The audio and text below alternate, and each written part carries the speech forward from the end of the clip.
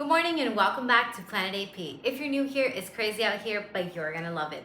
I want to talk about something today that is something that I heavily talk about on my channel, which is called conviction. But not just this, conviction in the face of the impossible. I'll tell you what I'm about to tell you in this video, who it's for, and if you should watch it. In this video, I'm gonna talk about what the hell is conviction. How do you keep your conviction, as in, for example, if you're going from reality A, which is where you're currently in, to reality B, which is where your soul feels called to go. But this is a big freaking jump. This is a total timeline shift. This is a detonation of anything you've ever known. What's gonna carry you from A to B is your conviction. And here's the part of conviction that most people don't talk about, is how do you maintain it in the face of the impossible. And that's what this conversation is about. So I'm gonna get real freaking tight with you because I need you to learn. I need you to not even frick learning, bro. I need you to be able to embody this shit by the time this video is over. By the time this is over, your soul will be vibrating on a different frequency. If you're somebody who is tired, okay? You're someone who is tired of feeling like, I bring my frequency to this reality. I do my stuff and I feel like I trust God. I know I trust God, but the world gets to me sometimes, man. The people around me, they don't get it. They don't get it. How do you stay with your knowing of God, your knowing of your reality, your knowing of your conviction in your heart, what your soul knows to be true when everyone around you goes like, are you crazy? Are you insane? When you're made to feel like you're delusional, when even though you know what's in your heart is the only truth, for a moment the voices get to you. For a moment the world gets to you. For a moment you go like, am I crazy? Am I being unrealistic? Even though you know there's no such thing as realistic in the court of God. So if you're someone like that, this video is for you. Because let me tell you one thing. I'm not here to teach you esoteric bullshit that I read off some fucking books. Okay, I'm not gonna tell you I read like 1,000,000 books and this is the thing that I found in common. I'm your mirror. I'm your bestie. I am Planet AP, where I move with God, and that is exactly what I want to show you, not through some structure, but through my life, through my energy. And I know that you're listening and you can feel it, because I know that by the time this is over, you will walk away from this video a different bloody person. So let's get to it, all right? And we're gonna start over here, because here's the thing about conviction. The biggest thing about conviction is that when you have proof, you're smiling. But when you don't have proof, you're still freaking smiling. Because here's the thing about faith, all right? And I'm gonna tell you about, I've realized something. There's two types of people in the world. And when I say there's two types of people, here's what I mean. And this is something that I have seen in my own life, not just through my work, but through my friends, my family, everyone in between, okay? There's person one, okay? There's the category of people who life seems to be normal for. Everything just happens in a standardized way for them. Their entire life is like, that checklist of like, yeah, went to school, got a job, got married, had kids, blah, blah, blah. And they're just going checklist to checklist. But these people, maybe they're satisfied, okay? Also, what I've noticed is that they're maybe satisfied in the sense that, yeah, okay, cool, like that's, they've accepted that this is the plan for life. This is just what everyone's doing. This is what I need to do too. So when you talk to them, you notice that their problems, especially if you're somebody who's on the spiritual path, you'll notice you can't relate to these people because their problems are hella different. Their problems are about, she said this to me, he acted this way to me, and you're like, oh my God, like, honey, I'm here going through like ego deaths. What do you mean? And they can't relate with you either, right? That's one type of people, okay? So I've noticed that for these type of people, everything in their life is like, it's kind of like a, you know, steady flow. Okay, it's like if there's a river, there's ship on it, and it's just like no high waves, not in the way that you have when you're, I believe, when you're called to lead in a spiritual path, or even when those waves hit them, they treat them as like problems, and they treat them as like, you know, like they don't see it yet. Maybe eventually some people do, but they don't off the bat see it as like, oh my God, like I'm being summoned to, you know, awaken or whatever. Like it's very like, you know, oh my God, there's this problem and there's this problem, and they get melted into the problems, right? But then there's people, okay, type B people, all right? These people, I'm gonna bring them here. These people, nothing in their life is normal. Nothing. Okay? Every single thing looks like maybe like a test, or, you know, you're being called to something more. Illogical shit happens. Like something that would have gone normally for just another Tom, Dick, or Harry, for you, it's like a whole, you know, plot twist, right? A whole drama, divine cinema. And you are being, like, you feel like, you know, I don't know if you can relate to this. I'm pretty sure that a lot of you watching can relate to this, okay? Because a lot of you are in my communities. You've been in my containers. I've worked with you either one-on-one or in group experiences or my webinars, whatever. But I know one thing for certain is that the people who watch my shit, they're type B people, right? Because, and I know that because nothing in their life, even up until the moment that they met me, was ever normal. It was like highs and lows and lows and lows and lows and lows and highs and lows and lows, and it was like, you know, you're getting spiritually slapped by the freaking wind all the time, right? And it took blood, sweat, and tears to get where you are. Or it's been taking blood, sweat, and tears to go to where you're called to go. Like you feel like, for example, you feel like you wanted to start a business. Another friend of yours wanted to start a business. They started a business. They just copy pasted everything else, like, you know, those funnels and blah, blah, and their business took off, but yours killed your soul. It drained your savings account. It made you feel like, what the hell, dude? Like things just don't work out the way that they do for the normal people. And if you're one of those people, I've got great freaking news for you, because this transmission is straight for your heart, okay? And by the time you're done watching this, you will know exactly how to walk in conviction every single time in the face of the impossible, and walk in conviction so loud that you have no option but to win. Not because of who you are, but because of who you move with. Because this is the altar where you unlearn logic and you relearn what it means to walk with God. All right, let's get to it. Growing up, there was one narrative that I heard a lot, and I absolutely hated it. And it was, God tests the people he loves the most. I thought it was unfair. I thought that it wasn't fair that my friends were out there living normal teenage girl years, normal teenage girl lives. I was out here being struck in the face by grief every single year. For my sister, my granddad, my cousin, this, that, the people are dying left, right, and center. There's everything I had ever known since I came into the world was trauma.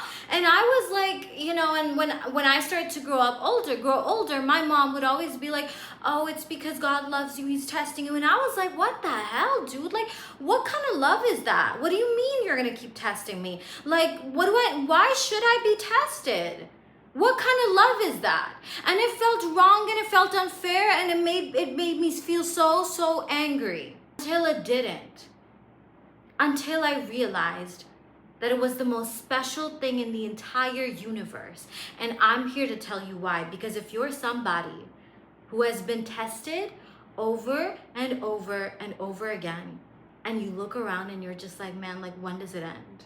I got good news and bad news. Bad news is, it's not gonna end. Good news is, it's not gonna end. And let me tell you, I know, it sounds crazy, okay, but bear with me, all right? Let me tell you. Because realizing this, it changed my whole life. All right, like when I tell you it changed my whole life, I mean it with my heart, my soul, my chest, everything in between, right? Because look at this, right? You were born, okay? What do we talk about this? You were born in a state of wholeness, all right? And then life happened, and then you got fragmented. You got fragmented, okay? But here's the thing. Before you came to earth, you know, you were a soul, okay? In the realm of all souls. And before that, when all souls were created, God took something called the covenant of the souls. Okay, so God took a covenant of the souls, okay, which means that way before earth even began, when God created every soul ever, like every soul that has ever been, you know, come down to earth as a human being, and every soul that will ever come down till the end of time as a human being, they were all created, okay? And God took two promises from all these souls, all right? The first promise was, he said, do you bear witness that that I am your Lord? Do you bear witness that I am your Lord? And everyone, all of us, all of our souls, we said yes, okay? He said, when you go down to earth, will you worship me? We took an oath. We said, yes, we will. That was an oath God made us take, all right? Here's the twist. Here's the freaking crazy part. That while God made us take that oath, we went like, excuse me, sir, I want to take another oath. God willingly, like God only made us take one oath. We willingly raised our hands and we said, I want to take another oath. What's your other oath? I want to go down on a mission. I want to contribute in earth life. I want to help other people and I want to serve. That's a promise all of us took in front of God willingly. We said, I want a purpose. And so, because we took this covenant, when we came here, our mission was installed in us. And to unlock this mission, we had to go from wholeness to being fragmented. To unlock the mission, we had to go through all the shit that we went through. Because this made us forget the purpose. Only to be the purpose, only to be able to teach it, share it, or just contribute in whatever way we are sent here to contribute. And that's why, if you really want to answer the question of what is my purpose in life, the answer is, what have been the most predominant problems in your life? When you resolve those things internally, not externally, but internally and then externally, that is your roadmap to purpose. Every great invention, everyone who, you know, did something legendary in the world, everyone who created something that was about more than themselves, they were living their purpose. Why? Because they took a problem that they felt the world had, they felt they had, and then they took it and they made it global, and the world became better with their solution in it. I'm gonna tie this back to conviction, but I want you to get this loud and clear. So when you got fragmented, you forgot the purpose just because now from the journey from being fragmented to wholeness, from separation to oneness, from duality to non-duality, from logic to God. This journey is your soul. I went to feed my baby bird and I was just watching the end of my last video and I realized I had my tag on the whole time. Anyways, so this is your soul map, okay? And what I mean by soul map, meaning the mission that was installed over here, the mission that you took on, that mission that you're here to serve gets revealed when you stop making your problems about yourself, in the sense that, oh my God, what? When you get out of like victim mentality to like, God, What are you here to reveal to me? What are you sharing to me with me? How are you awakening me through this? How is this my ascension? Okay? When the narrative switches, everything becomes clear. And this is where we come back to God tests the people he loves the most, right? Because here's the thing. If faith was as easy as candy, everybody would have it. But the entire test of life, is nothing but the test of faith. Meaning, nothing but the test of faith means there is unseen and there is logic slash seen. The test of life is, do you believe in this that your heart knows? Or do you go by logic that your eyes, your ears, your nose, whatever senses tell you? Or the world? See, not every single person on earth is born to lead nation loudly, okay? But some people who are meant to lead those nations, who are meant to awaken masses, who are meant to be greater in their own lives, who are meant to share, who are meant to go out in the world and contribute in a way that awakens other people. Those people, they get tested harder. Because when you look at the stories of every single leader, worthwhile leader, every prophet, every messenger, every person of faith, what is the one thing they have in common? Conviction in the face of the impossible. The world says, are you crazy? They say, why aren't you? The world says this is unrealistic. They say, no, it's from God. The world says it can't happen. They say, you don't know who I move with. The world says, be practical. They say, what do you mean? There's no such thing as practical. Because here's the thing. Your conviction isn't just about you and your life.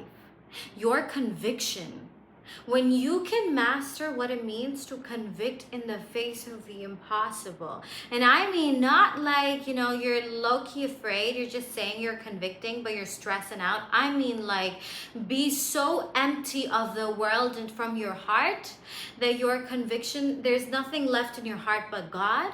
And when you can convict in a reality nobody can see, in a world where you almost feel like you're backed against the corner because nobody else sees it, nobody else is with it, nobody else gets it, nobody else sees it the way that you do, to the point that you almost feel delusional. And that's the whole point.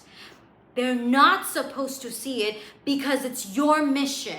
Because they're gonna say it's crazy until God reveals it to you, until it is made to manifest in the 3D. And when it is, they go like, how did you do that? And you're like, I didn't, God did. I was never crazy. I just knew who I moved with. That's the frequency of conviction. I want you to get this so hard. Not every single person in the world is meant to lead through their own life, okay? By that I mean not every single person in the world is meant to lead in a spiritual awakening for the world. They're not. Every single person in the world has come with a different purpose. For some, it's to create magical art. For some, it's to be, whatever it is in their life. For some people, they invent, right? So there are people who invented the plane, electricity, this, that, the other, iPhones, There are people who are given different sets of gifts in their soul mission or whatever that evolve the earth collectively. But there are some people whose mission is to spiritually awaken, so then they become the vessel for millions of others to spiritually awaken. And those people are the ones that get hella tested. And it's the kind of test where it's like over and over and over again, you feel like you are backed against the wall. Over and over again, you feel like, am I just losing it? Because why does my heart, my soul tell me, don't believe your eyes? Over and over again. The illogical is what they choose, because they choose God, because they worship in the void. Because imagine this, right? I want you to imagine here. Imagine living in such a convicted way, with your frequency being so airtight that nothing can move you. Nothing can make you tremble. Nothing can stress you out. That the world could be burning in front of you. And you look at it and you go, God is enough for me. I know He's got me. God's plan is the best. I may not understand this, but I know who I move with. And I know that the one I move with has always got my back. Faith is not built through pretty words. When you are about it, when you convict, when you declare, God, I want more in my life, God is not going to hand you more. But God will throw the circumstances your way that expand your soul, stretch your nervous system, to increase your capacity to hold more. And here's the thing, if God handed you every single thing that you just like said, God, I want it, like candy, you either wouldn't be able to sustain it, wouldn't know how to hold it, or it wouldn't feel normal. Because what do we talk about, right? This right now, you are connected to one frequency, which is reflecting your normal. But if you want more out of life, if you want to contribute, if you want to serve, if you want to lead, if you want to, not just build a freaking business, but leave behind a legacy through your life. If you want your life to be about more than just manifesting an SP, no offense, if that's your thing, good for you. But if you in your soul know that you're here to be a servant of God, to be an embodiment of faith, of conviction, you gotta let go of, God will break every attachment from your heart till there's nothing left. Because at the end of yourself is where you will meet God. At the end of logic, divinity begins. And when you can live with God over and over again, imagine living a life like that, where it's no longer about the smaller things in life, where you are bursting with life energy. You feel expanded every single day. You don't, when the world goes quiet, when the 3D says nothing's going on, you get louder. You go like, God, I know I move with you. I don't care what the world says.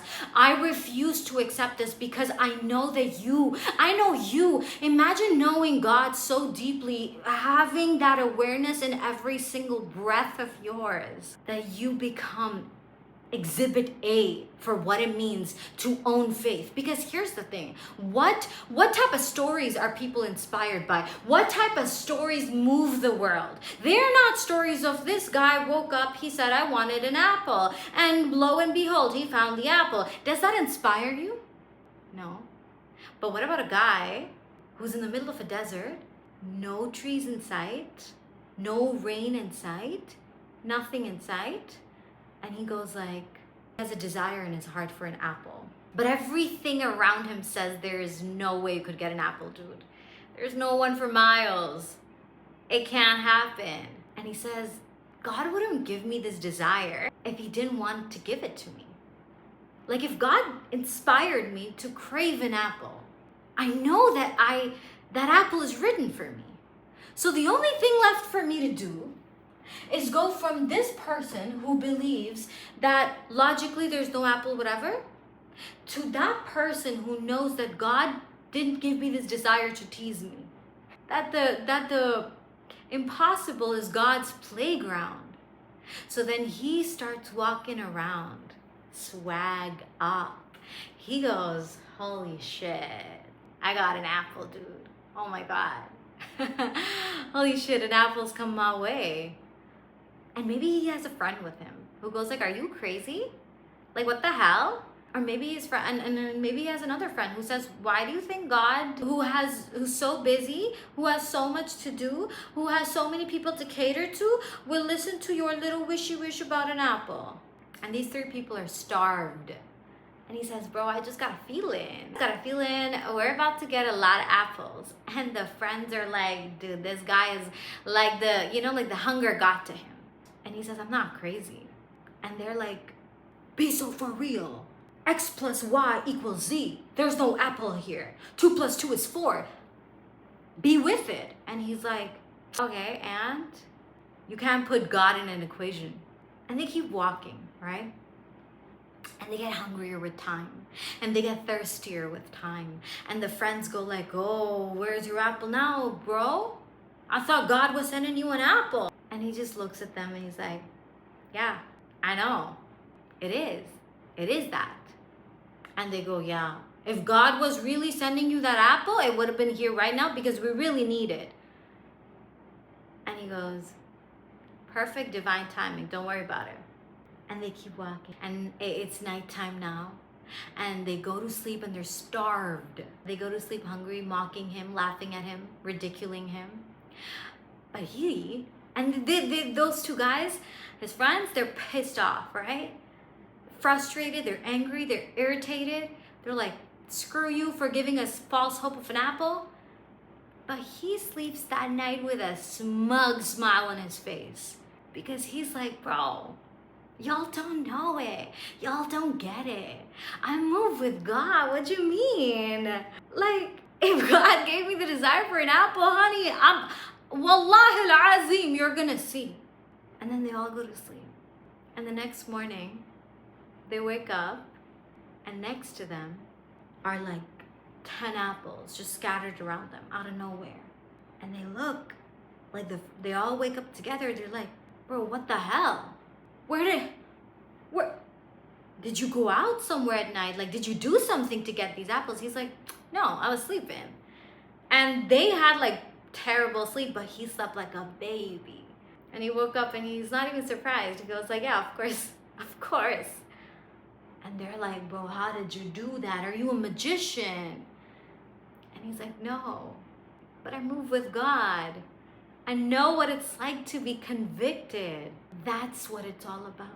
That's the whole plot. Because then, when he embodies it so gracefully, so reverently, what do those two friends do? They're like, bro, I want this drug that you're on. I want to be about God too. What the hell? Team God. You're catching W's everywhere. And so those two people start to shift too. Because here's the thing, a lot of us, what is the biggest thing? When I changed for the first time, like when I had my first, shift in my life, 2021, I low-key wanted the people around me to change. I was like, everybody needs to listen to me.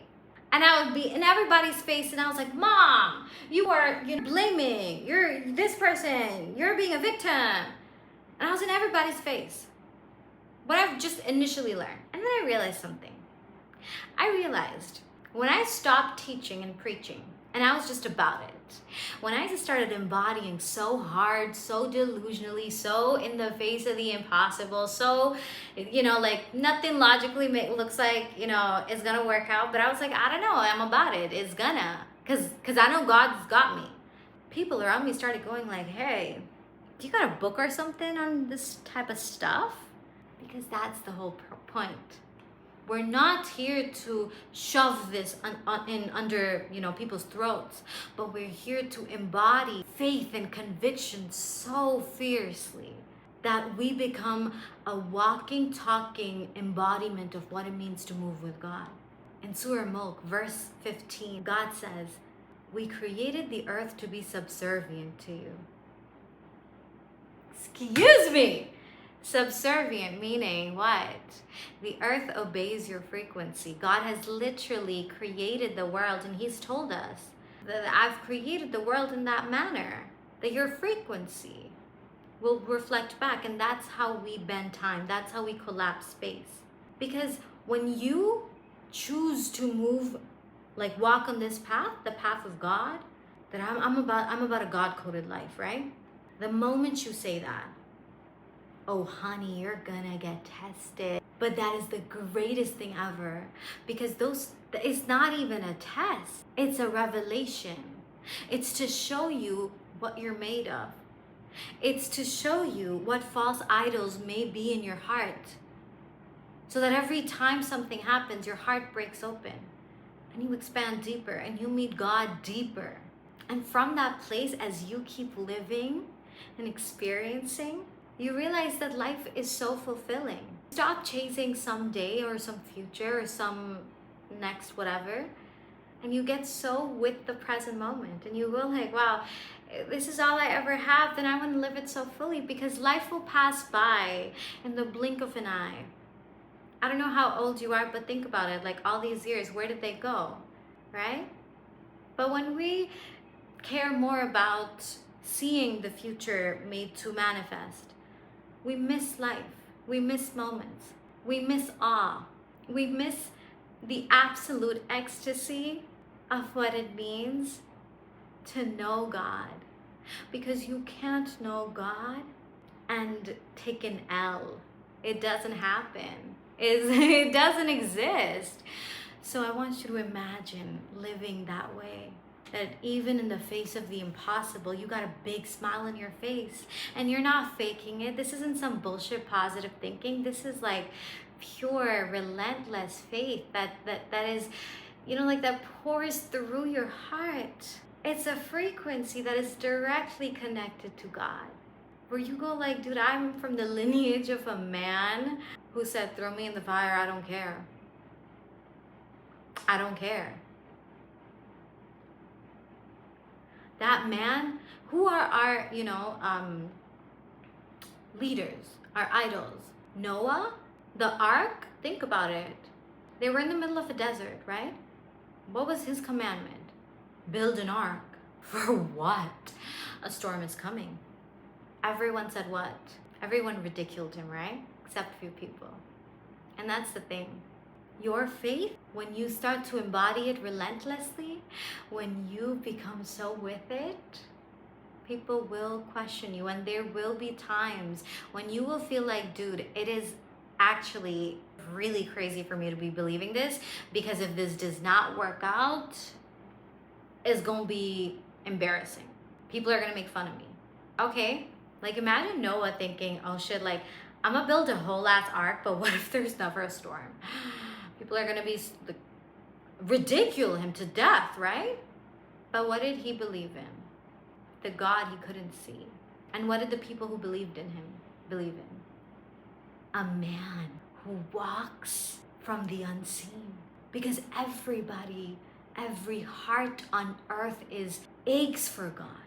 When one person can be so divinely connected, when one person can submit their ego to God's court and be like, I don't care. I know my God. I refuse to believe this. Even when people laugh at him or her, even when they're made fun of, even when they're seen as the odd one out, that's the moment faith is strengthened. You ask for patience, you ask for faith, you ask for miracles. You're gonna be prepared for them, because you can't hold it with your old frequency. So you will be at the edge of all you've ever known, and you will be asked to take a leap of faith into the unknown. And every time you do, that muscle of faith, that heart, it will strengthen more and more. There are things that when they happen in my life now, I think about this. I'm like, whoa, if this happened 5 years ago, 4 years ago, 3 years ago, I would have lost my shit. 2 years ago, I would have gone crazy. But right now, I get laughed at and I say, call me crazy, I don't care. I move with God. It's done. Because it's not even like the unknown. It is the known. It's not the unknown. It is, you are walking into the known. And you know what the knowing is? That there's victory everywhere. Because you're moving with God. Imagine, at the time of the Prophet, peace be upon him, there was a battle, the first battle the Muslims fought, Battle of Badr. They were 313, I think. They were massively outnumbered. Very small army in front of like, I think over 1,000 people or something. Or more, thousands of people. The Prophet told them, hey, live, like fight like you've already won, right? They marched into battle with blind faith and nothing else. Logic said, what? You're outnumbered. You're gonna get killed. You're gonna die. But they entered with reverence, with faith, with conviction that we've already won the battle. We're just watching it play out. What did God do? He sent an army of angels, literally an army of angels. And the Muslims won that battle. And that's to show you that when we move with God, we don't take L's. It's impossible. So anytime it looks like evidence is denying you, it is not. It is God expanding you. But if you're believing when the world says no to you, if you believe in it, then you're worshiping the God of logic. To move with God is to trust the whisper in your heart, louder than any voice in the world. Because when you do that, it rains miracles. Everyone turns around and goes like, how did you do that? How did that happen for you? How? You're like, I don't know, God did.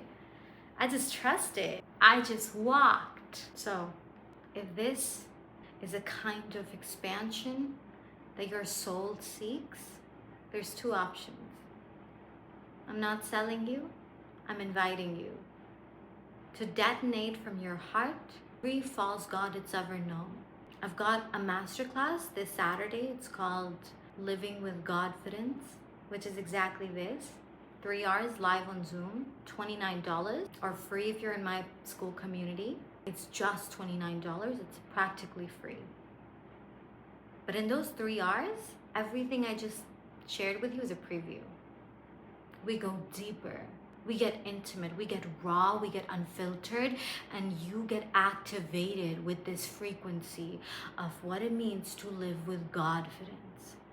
You get the replay forever, and I promise you, you will never need another affirmation list or anything ever again.